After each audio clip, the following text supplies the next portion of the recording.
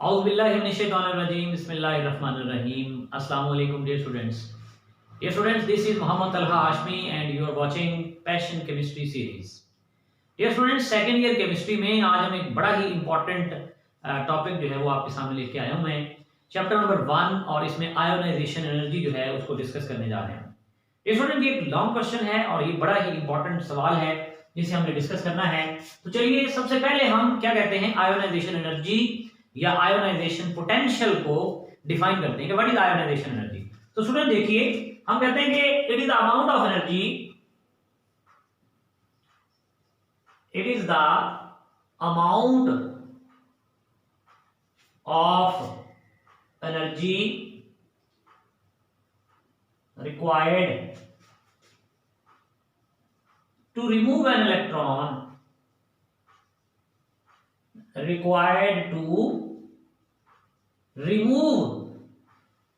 an electron from the valence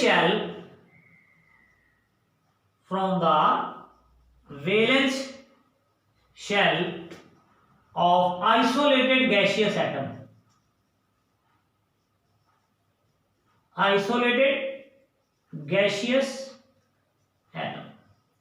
इस energy को students हम क्या बोलते हैं? That energy is actually known as ionization energy.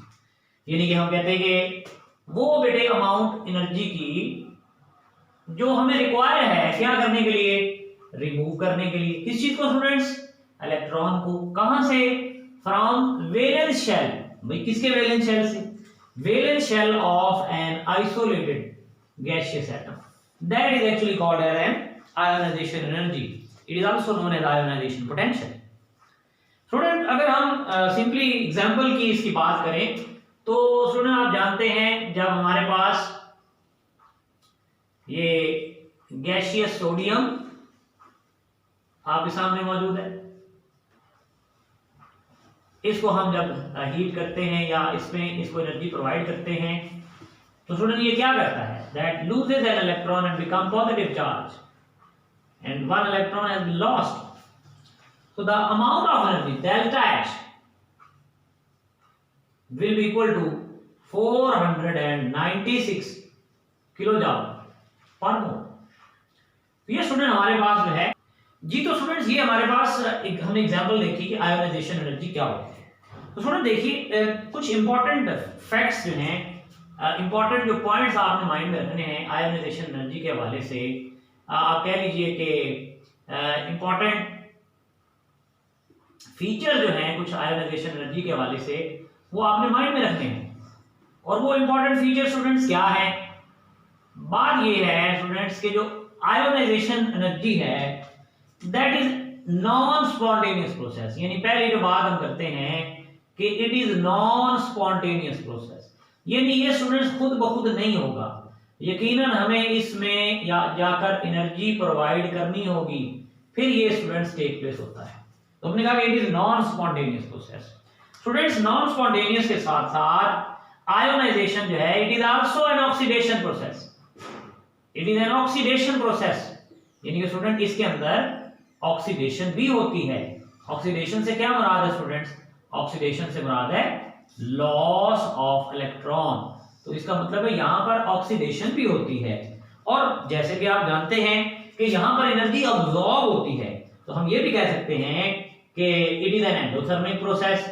यानी कि स्टूडेंट्स ये हमारे पास जो है ये दो तीन बड़ी इंपॉर्टेंट चीजें जो आपने माइंड में रखनी है वो आपके सामने मौजूद हैं कि ये एंडोथर्मिक प्रोसेस है, ये एक ऑक्सीडेशन प्रोसेस भी है और ये नॉन स्पॉन्टेनियस भी है, क्योंकि ये खुद ब खुद टेक प्लेस नहीं होता। तो स्टूडेंट्स बात ये है कि हम अब इसको डिफरेंट टाइप्स में डिवाइड कर लेते हैं आयोनाइजेशन एनर्जी को। जैसे मिसाल के तौर पर अगर मैं इसके टाइप्स के बारे में आपसे बात करूं तो आप कहेंगे जी कौन सी टाइप्स में हम इसे डिवाइड कर सकते हैं? तो स्टूडेंट देखिए हमारे पास जो इसकी टाइप्स है ना वो दो तरह की टाइप्स बन सकती हैं। स्टूडेंट कौन कौन सी दो तरह की टाइप्स बन सकती हैं? एक हमारे पास जो आयोनाइजेशन एनर्जी आती है इसे हम कहते हैं first ionization energy. That is actually called as first ionization energy. और दूसरी स्टूडेंट जो मैं टाइप आपके सामने या हमारे करिकुलम के हिसाब से जो दूसरी टाइप हम डिस्कस करेंगे आयोनाइजेशन एनर्जी के हवाले से स्टूडेंट्स, वो कौन सी होगी? That will be the second ionization energy. इसका मतलब ये हुआ कि दो तरह की आयोनाइजेशन एनर्जी को हम स्टडी करेंगे और इनके बारे में हम बात करेंगे, और यहाँ पर एक बड़ा इंपॉर्टेंट शॉर्ट क्वेश्चन भी डिस्कस करेंगे आपके साथ। वो क्या है वो भी बताएंगे। फर्स्ट आयोनाइजेशन एनर्जी ये क्या है? हमने कहा जी energy required to remove first electron. बड़ी इंपॉर्टेंट बात है स्टूडेंट, तवज्जो कीजिए। Energy required to remove first electron from valence shell of an atom, यकीनन आइसोलेटेड गैसियस एटम। लेकिन ये क्यों लिखा? क्योंकि आगे एक डिफरेंस बनेगा। यहां से हमने इलेक्ट्रॉन रिमूव करना है। कहां से स्टूडेंट्स? वैलेंस शेल में से। किसके वैलेंस शेल में से? एक एटम के वैलेंस शेल में से। इसी तरह यहां पर आ जाते हैं और सेकंड आयोनाइजेशन एनर्जी की बात करते हैं। नाम से जैसे जाहिर है स्टूडेंट्स, वहां पे हमने फर्स्ट इलेक्ट्रॉन रिमूव किया, उसे फर्स्ट आयोनाइजेशन एनर्जी कहा। यहां पर अब हम सेकंड इलेक्ट्रॉन रिमूव करना जा रहे हैं, और वो कहां से रिमूव करेंगे? थोड़े देखिए, एनर्जी रिक्वायर्ड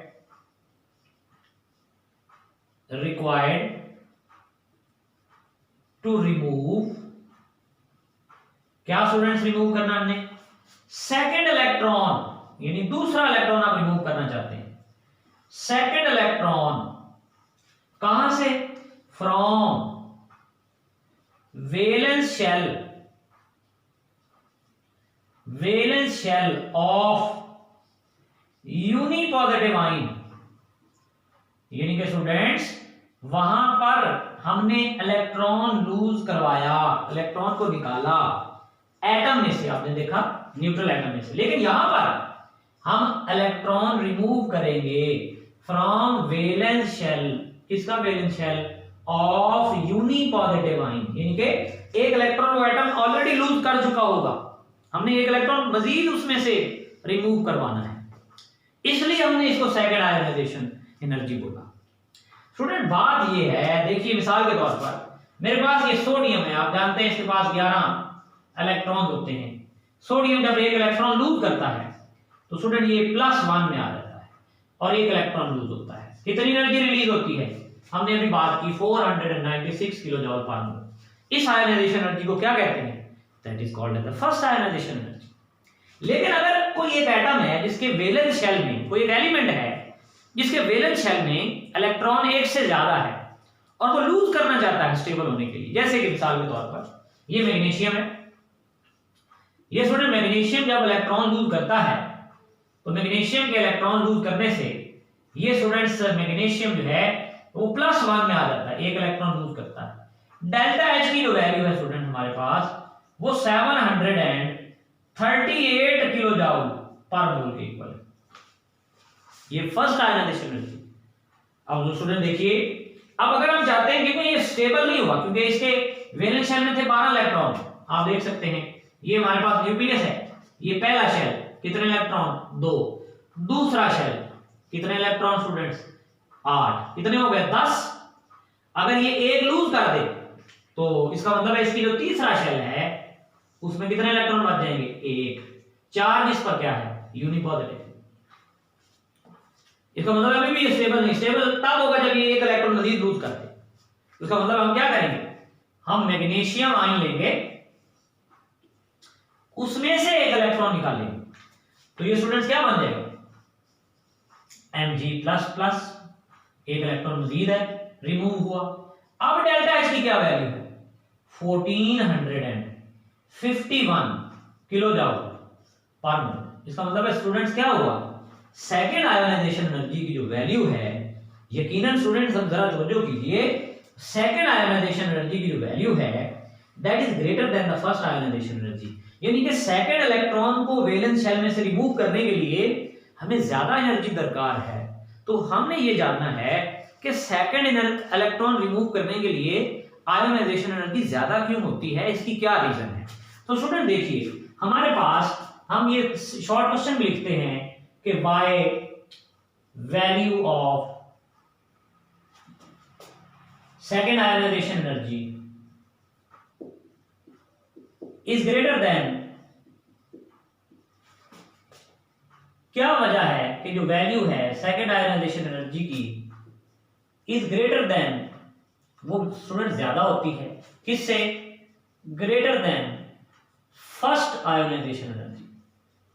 तो ये स्टूडेंट मेरे पास ये एक बड़ा ही इंपॉर्टेंट शॉर्ट क्वेश्चन है जो आपने माइंड में रखना है कि क्या वजह है कि जो सेकेंड आयोनाइजेशन एनर्जी होती है स्टूडेंट्स, उसकी जो वैल्यू है वो ज्यादा है फर्स्ट आयोनाइजेशन एनर्जी से।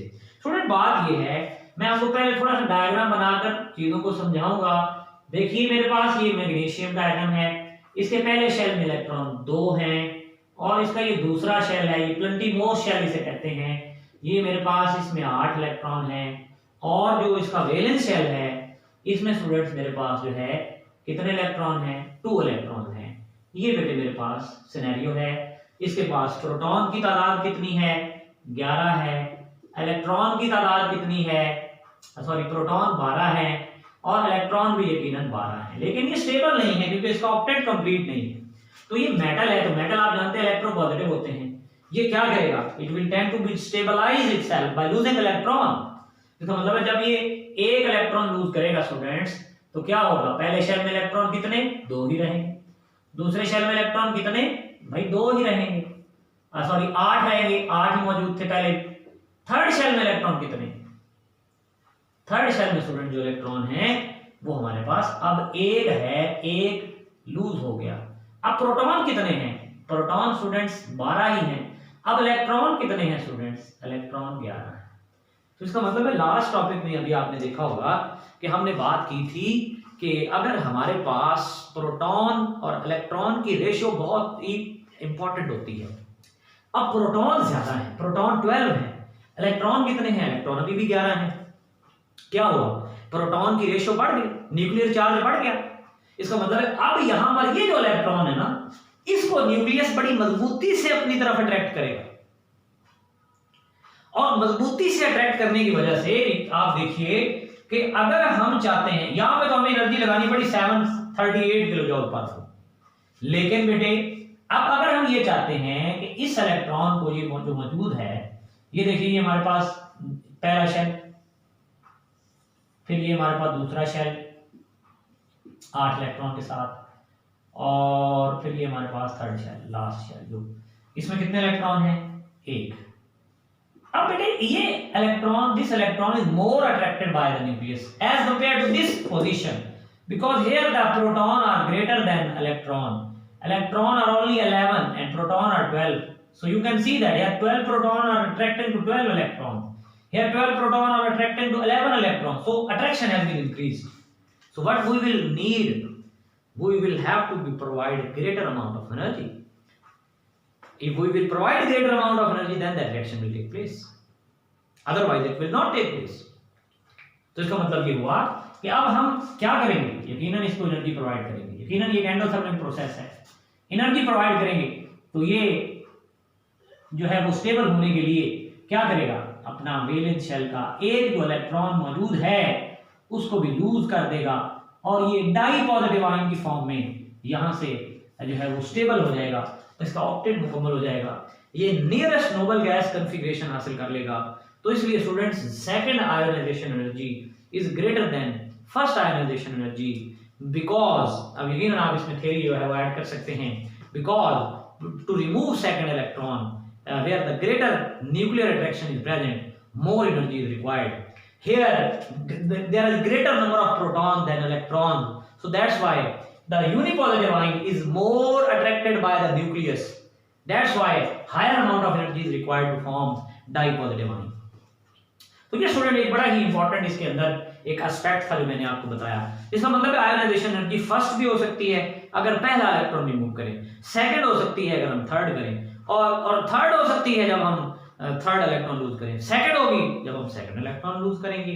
तो इस तरह से जैसे जैसे इलेक्ट्रॉन ज्यादा से ज्यादा लूज करवाने होंगे आयोनाइजेशन एनर्जी बढ़ती जाएगी, ये बात माइंड में रखिए। जी स्टूडेंट हम बात करते हैं फैक्टर्स की, तो फैक्टर्स कौन कौन से हैं जो बेसिकली हमारे पास अफेक्ट करते हैं, फैक्टर्स अफेक्टिंग, और उनकी क्या रीजन है वो भी आपको बताता चलता हूं। फैक्टर अफेक्टिंग आयोनाइजेशन एनर्जी, ये बड़ा एक इंपॉर्टेंट टॉपिक है, जिसे इसी का हमारे पास बड़ा इंपॉर्टेंट पॉइंट है, और इनमें तमाम के तमाम फैक्टर एक एमसीक्यू रखते हैं, तो इसलिए बड़े तवज्जो से सुनिएगा। बात ये है कि हम बात करेंगे फैक्टर अफेक्टिंग आयोनाइजेशन एनर्जी। तो मैं आयोनाइजेशन एनर्जी को आई डॉट ई से लिख लेता हूं, और मैं कहता हूं कि जो आयोनाइजेशन एनर्जी है that is inversely proportional to atomic size. Atomic size, तो ये बात ये जरा ज़हन में रखिए कि जितना एटॉमिक साइज ज्यादा होगा उतनी आयोनाइजेशन एनर्जी कम होगी। क्या मतलब? देखिए स्टूडेंट, जब आप किसी भी ग्रुप में मूव करते हैं, मसलन मैं कह लेता हूँ कि ये पहला ग्रुप है, इसमें आप देख सकते हैं कि जैसे जैसे हम लेफ्ट टू राइट जा रहे हैं, लेफ्ट टू राइट जाते हुए क्या हो रहा है स्टूडेंट्स, लेफ्ट टू राइट जाते हुए मेरे पास एटॉमिक साइज इंक्रीज कर रहा है, शेल्स भी इंक्रीज कर रहे हैं। सॉरी, ये अब बात ग्रुप की हो रही है फ्रॉम टॉप टू बॉटम, लेकिन मैंने इसे हॉरिजॉन्टल लिख दिया है। तो अब इसका मतलब ये हुआ कि जब ये आप सिर्फ साइज की बात करें, यहाँ पर साइज स्मॉल है और यहाँ पर लार्ज है, जितना लार्ज साइज होगा उतना आसान होगा इलेक्ट्रॉन निकालना, उतनी कम एनर्जी दरकार होगी। इसी तरह स्टूडेंट्स हम फिर सेकंड पर आ जाते हैं, फैक्टर पर। Ionization energy you can say is inversely proportional to shielding effect. इसे हम शील्डिंग इफेक्ट कह लेते हैं। इसका मतलब है जितना शील्डिंग इफेक्ट ज्यादा होगा उतनी आयोनाइजेशन एनर्जी कम होगी। शील्डिंग इफेक्ट आप जानते हैं, जितने शेल ज्यादा होते हैं, यहां पे शील्डिंग इफेक्ट मैक्सिमम है। शील्डिंग इफेक्ट का मतलब है कि वैलेंस इलेक्ट्रॉन पर न्यूक्लियस की अट्रैक्शन का कम हो जाना। तो इसका मतलब है जितना शील्डिंग इफेक्ट ज्यादा होगा उतनी आयोनाइजेशन एनर्जी कम हो जाएगी स्टूडेंट्स। इसी तरह जब हम मजीद आगे बात करते हैं स्टूडेंट्स, फिर हमें पता चलता है कि आयोनाइजेशन एनर्जी जो है वो भी डिपेंड करती है किसके ऊपर, that depends upon stable electronic configuration. ये स्टूडेंट्स डिपेंड करती है अपॉन स्टेबल इलेक्ट्रॉनिक कॉन्फ़िगरेशन। ये स्टेबल इलेक्ट्रॉनिक कॉन्फ़िगरेशन पर डिपेंड करती है। अब आप कहेंगे सर स्टेबल इलेक्ट्रॉनिक कॉन्फ़िगरेशन से क्या मुराद है, कॉन्फ़िगरेशन होती क्या है, कितनी टाइप्स होती हैं, स्टेबल कौन सी होती है? तो जरा तवज्जो से इन तीन बातों को समझनी आपने। स्टूडेंट कॉन्फ़िगरेशन तीन तरह की होती है एलिमेंट्स की। कौन कौन सी? एक को हम कहते हैं CF कंप्लीटली फिल्ड, एक को हम कहते हैं HF हाफ फिल्ड, और एक को हम कहते हैं PF। इसका क्या मतलब? Partial field. इसका मतलब कंप्लीटली फील्ड से स्टूडेंट्स क्या मुराद है?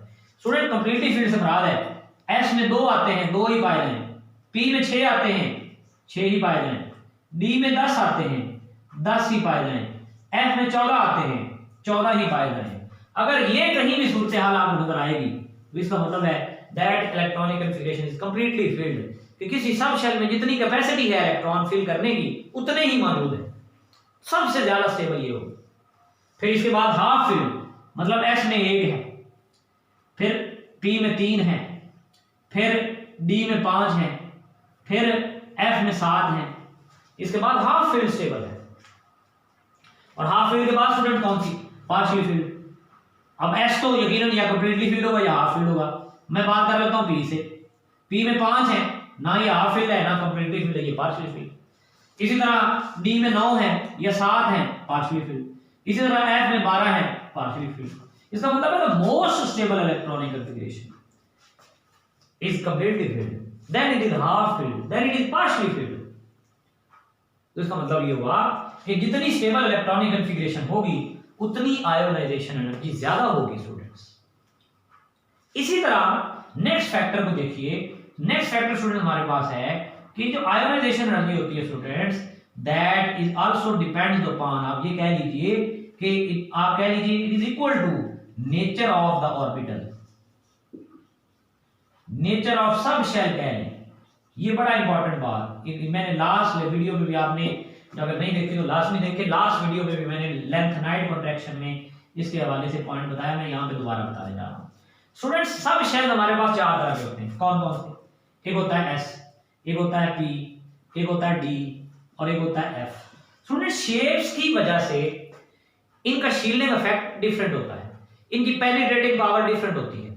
तो बात यह है कि सबसे ज्यादा शील्डिंग इफेक्ट एस का है, फिर पी का है, फिर डी का है और फिर एफ का है। इसका मतलब है अगर किसी एलिमेंट का वैलेंस शेल एस है तो यकीनन वो ज्यादा न्यूक्लियस की अट्रैक्शन को शील्ड करेगा, ज्यादा शील्डिंग इफेक्ट लगाएगा, आयोनाइजेशन एनर्जी कम होगी। इसका मतलब है यहां जैसे जैसे एफ की तरफ जा रहे हैं, जैसे जैसे एफ की तरफ जा रहे हैं वैसे वैसे आयोनाइजेशन एनर्जी स्टूडेंट्स क्या कर रही है, वो इंक्रीज कर रही है, इंक्रीज कर रही है। इसका मतलब अगर एफ होगा तो आयोनाइज करना मुश्किल होगा, इलेक्ट्रॉन निकालना मुश्किल होगा। अगर एस सबशेल होगा वैलेंस यानी एस ब्लॉक वाला एलिमेंट होगा, उसमें से इलेक्ट्रॉन निकालना आसान होगा, पी वाले में थोड़ा मुश्किल, डी वाले में और मुश्किल और एफ वाले में और मुश्किल। ये बात माइंड में रखिएगा, बड़ी इंपॉर्टेंट बात है। तो ये स्टूडेंट हमारे पास आ गए factor affecting the ionization energy. अब स्टूडेंट्स नेक्स्ट जो दो बड़े ही अहम टॉपिक्स हैं उनमें एक इंटीटेस का ग्राफ बनाना है आपके सामने, उसको समझाना है आपको बड़ी अच्छी तरीके से, उसमें एबनॉर्मैलिटीज बतानी है, इसलिए बड़ी तवज्जो से वीडियो को देखते रहें। स्टूडेंट बात ये है कि हमारे पास दो तरह के ट्रेंड, पीरियोडिक ट्रेंड होते हैं। पीरियोडिक ट्रेंड स्टूडेंट्स कितनी तरह के हैं? We have two type of periodic trends. अब आपने कहा सर वो पीरियोडिक ट्रेंड्स कौन कौन से हैं, तो स्टूडेंट देखिए पीरियोडिक ट्रेंड एक यकीनन हम देखते हैं अलोंग द ग्रुप, या पहले ग्रुप के अंदर बात कर लेते हैं कि आयोनाइजेशन एनर्जी का क्या ट्रेंड है ग्रुप के अंदर। Student very simple, no abnormalities and very very simple. क्या कि when we move from top to bottom, या सिंपली हम कहते हैं in a group, in a group value of ionization energy क्या करती है students, value of ionization energy decreases. आपने कहा सर क्यों डिक्रीज होती है? मैंने कहा बच्चों आप जानते हैं जैसे जैसे डाउन द ग्रुप आते हैं एटम का साइज बढ़ता जाता है, नंबर ऑफ शेल्स इंक्रीज करते जाते हैं, नंबर ऑफ शेल्स इंक्रीज करने से क्या होता है, शील्डिंग इफेक्ट बढ़ता जाता है। तो इसका मतलब ये सारी बातें इसमें ऐड कर सकते हैं। बाकी अगर हम इसके ग्राफ के बारे में बात करें तो यकीनन जो है हम इसके ग्राफ के बारे में भी बात कर सकते हैं कि जब आप बात करोगे किसी भी ग्रुप के हवाले से, जैसे पहला ग्रुप में बात कर लेता हूं, ये सिंपल ग्राफ है इसलिए मैं जरा इसे मुख्तसर करके बना रहा हूं कि हमारे पास ये आयोनाइजेशन एनर्जी है और बेटे यहाँ पर हमारे पास डिफरेंट एलिमेंट्स एटॉमिक नंबर के हिसाब से अरेंज किए गए हैं। अब देखिए अगर मैं अल्कली मेटल की बात कर लूं तो इस तरह से क्या हो रहा है कि जैसे जैसे हम नीचे की तरफ आ रहे हैं वैसे वैसे आयोनाइजेशन, ये आपके पास जो है वो लिथियम की है, फिर सोडियम की है, फिर जो है वो पोटाशियम की है, फिर रुबिडियम की है, फिर सीजियम की है। जैसे जैसे साइज इंक्रीज हो रहा है आयोनाइजेशन एनर्जी इज इंक्रीजिंग। तो चलिए स्टूडेंट्स अब हम इंपॉर्टेंट टॉपिक जी, तो अब स्टूडेंट्स हम चलते हैं नेक्स्ट हमारे पास जो आयोनाइजेशन एनर्जी है उसका ट्रेंड देखते हैं पीरियड में। और ये बात नोट कर लीजिए अपनी बुक के अंदर, ग्राफ के ऊपर स्टार बना लीजिए, लिख लीजिए, that is very important for inter test exams. तो चलिए स्टूडेंट्स ये इंटर टेस्ट के एग्जाम्स के लिए इंपॉर्टेंट चीज है उसको सीखने की कोशिश करते हैं। स्टूडेंट ये क्या है, trend in period, trend in period. तो स्टूडेंट्स यूजुअली क्या होता है कि as we move from left to right in period, value of ionization energy usually क्या करेंगे students, it will usually increase। और आपने कहा सर क्यों इंक्रीज करेगी, तो बहुत सारी रीजन है आपको पता है, increase in nuclear charge, increase in nuclear charge बढ़ता जाएगा क्योंकि आपको पता है left to right proton number बढ़ने से न्यूक्लियर चार्ज बहुत ज्यादा इंक्रीज होता है। और जो है वो no increase in number of shell, या आप ये कह लेंगे constant number of shells. Shells बेटे आप जानते हैं चेंज नहीं होते, कांस्टेंट नंबर ऑफ शेल्स। फिर इसी तरह से और डिफरेंट फैक्टर्स यहां पर आकर हम इसके अंदर स्टडी करते जाते हैं। तो स्टूडेंट्स अब जो इसमें पिकुलैरिटीज हैं उनको हमने एक ग्राफ के जरिए से, आप ये कह लीजिए कि ये ग्राफ समझना बहुत ही जरूरी है। और मैंने आपको लास्ट प्रीवियस लेक्चर में बताया था, पहले 3 पीरियड अपने इस चैप्टर के पहले लेक्चर में मैंने बताया था कि 3 पीरियड को लर्न करना बहुत जरूरी है। और अगर आपने वो लर्न नहीं किए तो यकीनन आप पहली वीडियो में देखें, चैप्टर नंबर 1 की पहली वीडियो में, वहां पर मैंने ट्रिक्स के जरिए तीनों पीरियड को याद करने के बारे में आपको ट्रिक्स बताए हैं, तो लाजमी वो देखिएगा। तो देखिए स्टूडेंट्स, अब अगर वो ट्रिक हमें याद है और तीनों पीरियड याद हैं तो इंटी टेस्ट में हम फटाफट एमसीक्यू का जवाब दे सकते हैं। Students, along Y axis what we have taken ionisation energy, और यहां पर हम एटॉमिक नंबर के अकॉर्डिंगली जो है वो एलिमेंट्स को अरेंज कर रहे हैं। स्टूडेंट देखिए, मैंने कहा था 3 पीरियड हम डिस्कस करेंगे। How many periods? 3 period we will discuss. Time देखो,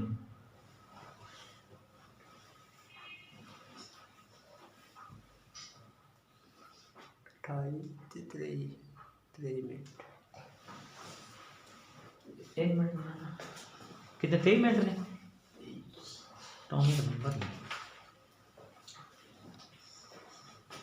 जी। तो हम आयोनाइजेशन एनर्जी वाई एक्सिस के अलॉन्ग ले लेते हैं और स्टूडेंट एटॉमिक नंबर जो है वो हम एक्स एक्सिस के अलॉन्ग ले लेते हैं।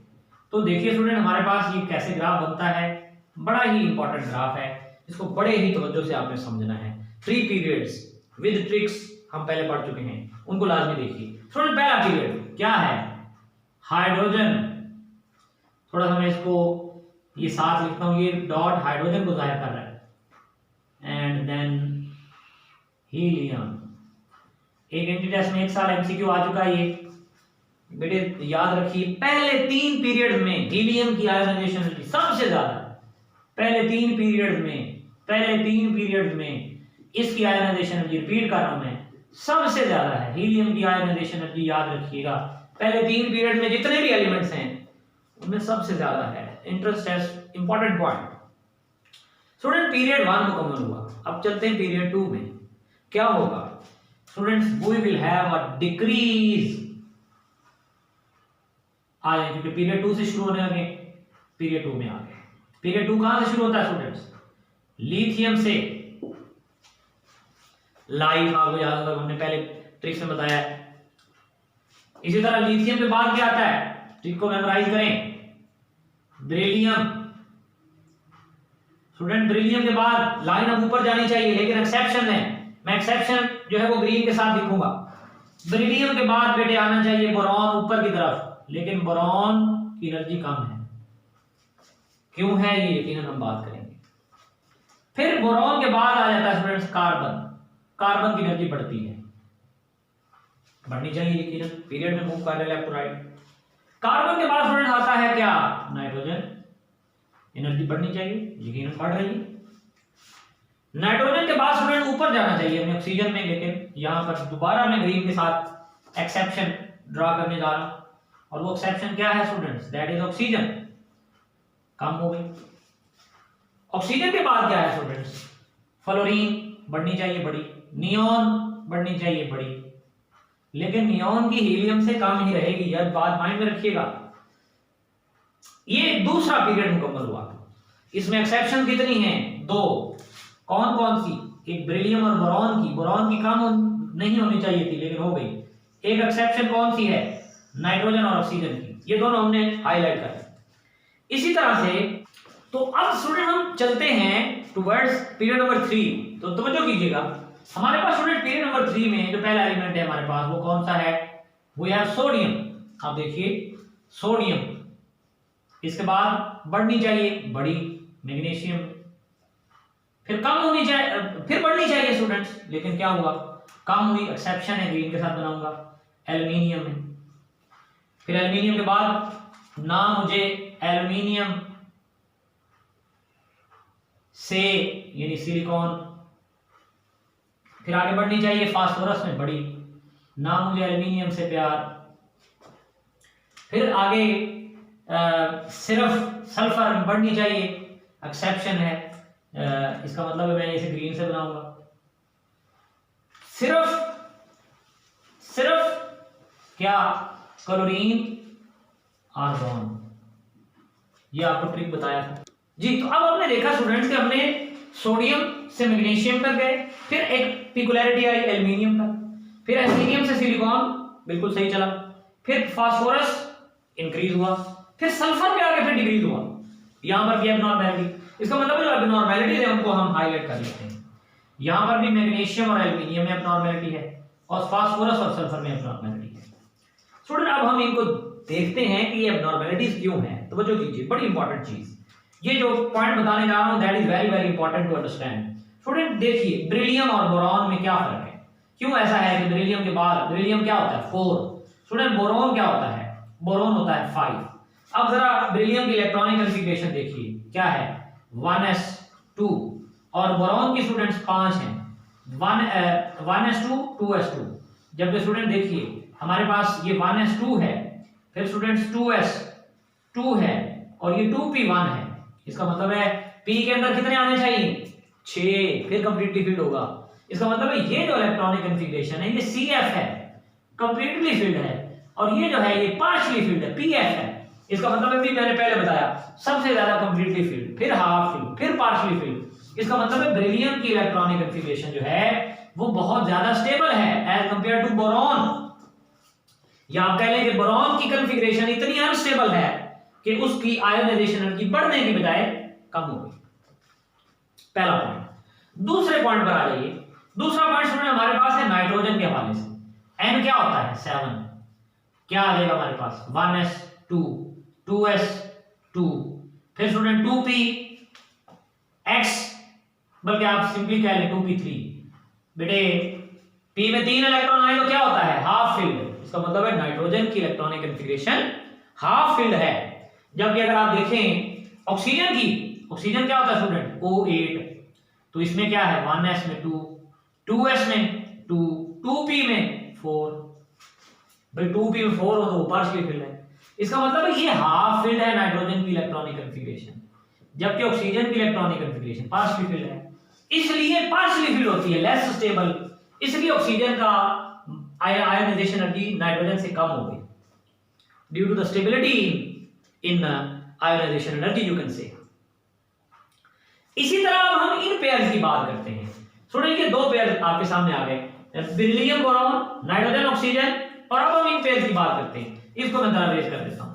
स्टूडेंट देखिए बात बड़ी इंपॉर्टेंट है और बात बड़ी तवज्जो से सुनने और समझने वाली है कि हमारे पास अब जो दूसरे दो पेयर हैं उनको देखते हैं हम। इसमें एक मैग्नीशियम है, आप देखिए मैग्नीशियम के पास कितने इलेक्ट्रॉन है 12, तो आपको पता है 1s में 2, फिर 2s में 2, 2p में 6, 10 हो गए, और 3s में 2। इसका मतलब है ये क्या है student that is CF, like beryllium magnesium is also completely filled. अब आप एल्यूमिनियम में आ जाए। एल्यूमिनियम के पास कितने इलेक्ट्रॉन होते हैं स्टूडेंट 13, 1s में 2, फिर 2s में भी 2, 2p में 6, 3s में 2, 3p में 1। कौन सी electronic configuration half filled, unstable, इसलिए इसकी आयोनाइजेशन एनर्जी कम हो गई। इसी तरह लास्ट पॉइंट जो है वो फास्फोरस, कितने इलेक्ट्रॉन स्टूडेंट्स 15, 1s में 2, फिर 2s में भी 2, 2p में 6, और ये 10 हो गए, 3s में 2, 12 हो गए, 3p में 6। क्या है स्टूडेंट हाफ फील्ड। फिर आप और सल्फर को देख ले 16 है, 1s में 2, 2s में 2, 2p में 6, 3s में स्टूडेंट्स 2, 3p में, यहां पे सॉरी 3p में 3 होना है, यहां पे 3p में 4। इसका मतलब ये क्या है student that is partially field. इसका मतलब स्टूडेंट ये देखिए जो पेयर है ना, इसमें ये जो दो पेयर हैं इनमें क्या रिलेशन पाया जा रहा है, एक कंप्लीटली फिल्ड है और एक पार्शियली फिल्ड है। जबकि ये जो पेयर आपको नजर आ रहा है इस पेयर में एक हाफ फील्ड है और एक पार्शियली फील्ड है, इसलिए स्टूडेंट इनकी आयोनाइजेशन एनर्जी में जो है वो चेंज आ रहा है। तो ये स्टूडेंट हमारे पास एक बड़ा ही इंपॉर्टेंट टॉपिक था जो हमने डिस्कस किया। उम्मीद करता हूं कि आपको ये टॉपिक समझ आ गया होगा।